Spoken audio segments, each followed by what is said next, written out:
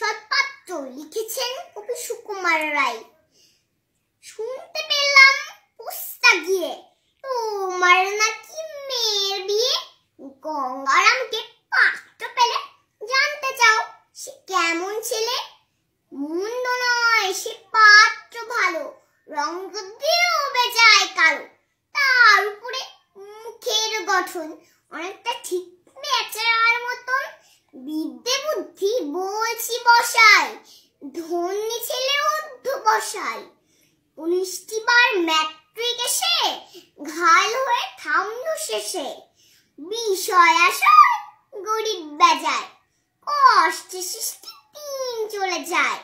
মানুষ নয় ভাইগুলো তার, একটা পাকুল একটা গোয়ার। আরেকটি সে তৈরি ছেলে জাল করে নোট গেছেন জেলে।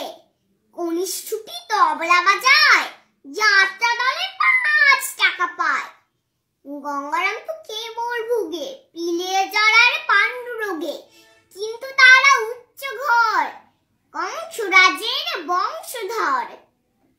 শ্যামলাহিড়ি বনগ্রামের কি যেন হয় গঙ্গারামের। যা হোক এবার